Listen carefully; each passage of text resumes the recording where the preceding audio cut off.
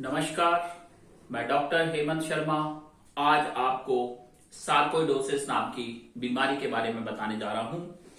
तो इस वीडियो के माध्यम से हम समझेंगे सार्कोइडोसिस क्या होता है, इसको कैसे ट्रीट करें, क्या सिम्टम्स है, कैसे डायग्नोज करें, ठीक है, और क्या परहेज करें।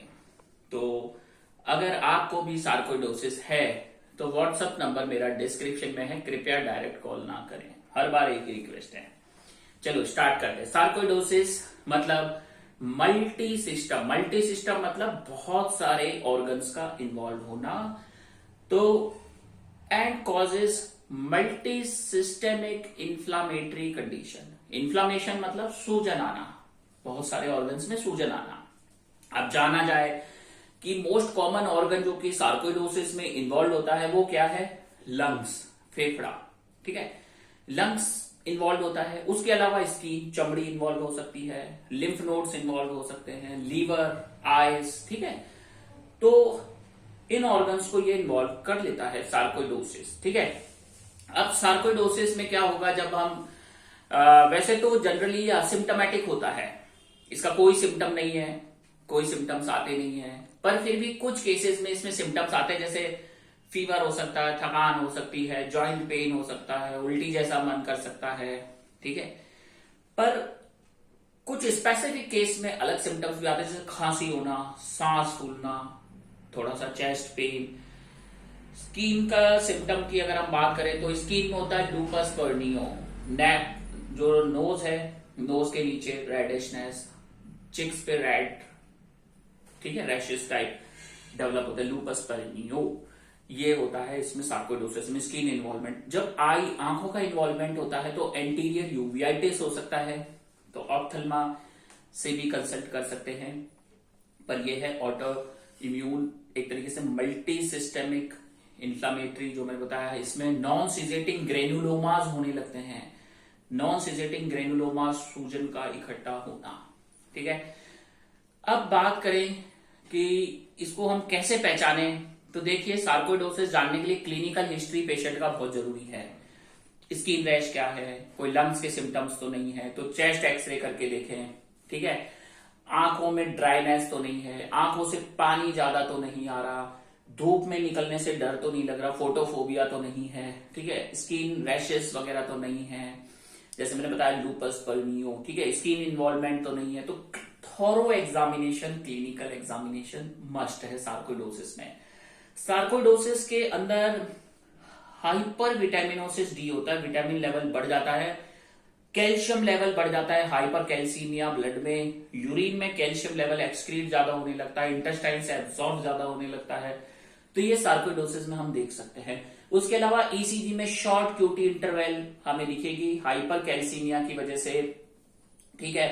जॉइंट पेन हो सकता है, इरिथ्रेमा नोडोसम भी हो सकता है पेशेंट को, बायलेटरल हिलर लिम्फेडेनोपैथी हो सकता है। अगर ये तीनों का ट्रायड मिलके एक लॉफग्रेन सिंड्रोम बनाता है। लॉफग्रेन सिंड्रोम मतलब आर्थराइटिस, साथ में बायलेटरल हिलर लिम्फेडेनोपैथीज, ठीक है। तो ये symptom and skin involvement, erythema nodosum, तो ये लॉफग्रेन सिंड्रोम है।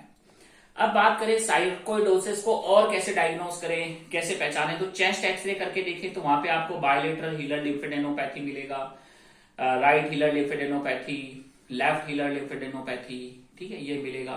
राइट पेरिट्रैकियल लिम्फेडेनोपैथी, बट लेफ्ट में नहीं मिलता है ये। तो ये आपको एग्जामिन करना होगा, ठीक है, पहचानने के लिए सार्कोइडोसिस को। उसके अलावा ब्रोंकियो एल्वियोलर लवाश ले सकते हैं, एसीई सीरम लेवल देख सकते हैं जो कि इसमें एलिवेटेड होता है। उसके अलावा सीटी स्कैन कर सकते हैं, कुछ केसेस में एमआरआई की जरूरत पड़ती है, ठीक है।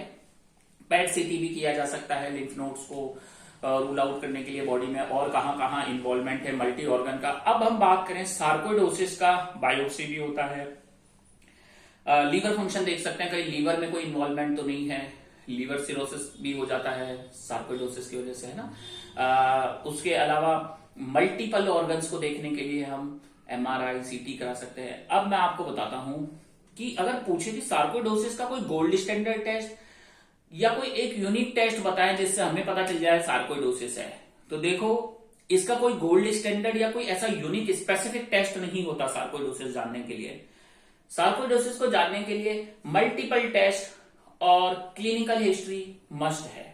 अब बात करें सार्कोइडोसिस के ट्रीटमेंट की, इलाज की, तो देखो एक्यूट केस में ट्रीट करना बहुत जरूरी है, ये काफी रैपिड होता है। अब बात करें most of the sarcoidosis cases का ट्रीटमेंट का जरूरत नहीं पड़ता है, वो असिम्प्टोमेटिक होते हैं, उनको पता भी नहीं चलता है, वो अपने आप ठीक भी हो जाते हैं। ठीक है, जो नॉन सिजिटिंग ग्रेनुलोमास हैं बनते हैं अपने आप श्रिंक हो जाते हैं। अब बात करें ट्रीटमेंट की जरूरत किसको है, जो पेशेंट का सार्कोइडोसिस बढ़ता जा रहा है, ठीक नहीं हो रहा है, तो उस केस में ट्रीट करते हैं। कुछ केसेस को non steroidal anti inflammatory drugs मतलब सिंपल पेन किलर से ट्रीट करते हैं।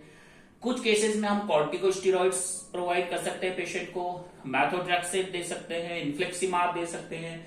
डिपेंड करेगा पेशेंट के सिचुएशन पे, पेशेंट के कंडीशन पे।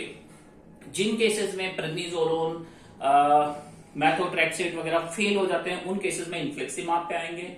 अब मैं आपको बताता हूं, ये तो थी बुक्स की बात। अब एक्स्ट्रा ऑर्डिनरी बात हम करते हैं। एक्स्ट्रा ऑर्डिनरी इसमें ये रहेगा, पहले तो पेशेंट का लाइफ स्टाइल इंपॉर्टेंट है, स्ट्रेस लेवल कम होना चाहिए, प्रॉपर डाइट होना चाहिए, एक्सरसाइजेस होने चाहिए।